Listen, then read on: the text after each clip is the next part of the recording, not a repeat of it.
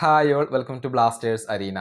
ISLന്റെ tender process വളരെ വൈകിക്കൊണ്ടായിരുന്നു all India football federation നടപ്പിലാക്കിയിരുന്നത്.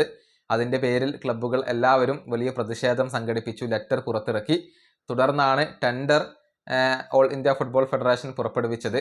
എന്നാൽ പിന്നീട് ഒരൊറ്റ ബിഡ് പോലും അവർക്ക് ലഭിച്ചില്ല എന്നുള്ളതാണ് വസ്തുത. ഈ ടെൻഡർ പ്രോസസ്സ് നടപ്പിലാക്കാൻ വേണ്ടി KPMG എന്ന ഒരു കമ്പനിയെയായിരുന്നു ഫെഡറേഷൻ നിയമിച്ചിരുന്നത്. അവരാണ് ഈ ഒരു ടെൻഡർ പ്രോസസ്സൊക്കെ തയ്യാറാക്കിയിട്ടുള്ളത്. ഈ നിയമങ്ങളെല്ലാം തീരുമാനിച്ചിട്ടുള്ളത് അവരായിരുന്നു. അവർക്ക് ഇതിനു വേണ്ടി 48 ലക്ഷം രൂപയാണ് ഓൾ ഇന്ത്യ ഫുട്ബോൾ ഫെഡറേഷൻ നൽകിയത് എന്ന ഒരു വെളിപ്പെടുത്തൽ ആശിഷ് നേഗി റിപ്പോർട്ട് ചെയ്തിട്ടുണ്ട്. 48 ലക്ഷം രൂപ നൽകിയത് ഓക്കെയാണ്, പക്ഷെ ഒരൊറ്റ ബിഡ് പോലും ലഭിച്ചില്ല എന്ന് പറയുമ്പോൾ ഈ ടെൻഡർ പ്രോസസ്സ് ഒട്ടും ഫലം കണ്ടില്ല എന്ന് വേണം പറയാൻ. 48 ലക്ഷം രൂപ അവിടെ പാഴായി എന്ന് തന്നെ പറയേണ്ടി വരും. ഇനിയിപ്പോൾ ബിഡ് ഇവാലുവേഷൻ കമ്മിറ്റിയൊക്കെ രൂപീകരിച്ചിട്ടുണ്ട്. ഈ ടെൻഡർ പ്രോസസ്സിൽ മാറ്റങ്ങൾ വരുത്തുകയാണ്. സുപ്രീം കോടതിയുടെ പരിഗണനയിലാണ് ഇപ്പോൾ കാര്യങ്ങൾ ഉള്ളത്.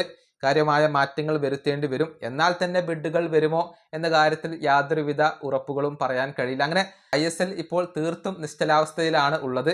ഈ സമയത്താണ് ഒട്ടും ഫലം കാണാത്ത ഒരു ടെൻഡറിന് വേണ്ടി 48 ലക്ഷം രൂപ ഓൾ ഇന്ത്യ ഫുട്ബോൾ ഫെഡറേഷന് KPMGക്ക് നൽകേണ്ടി വന്നത്. ഇക്കാര്യത്തിൽ ആശിഷ് നേഗി ഉൾപ്പെടെയുള്ളവർ ഫെഡറേഷനെ വിമർശിക്കുകയും ചെയ്തിട്ടുണ്ട് എന്നുള്ളതാണ്.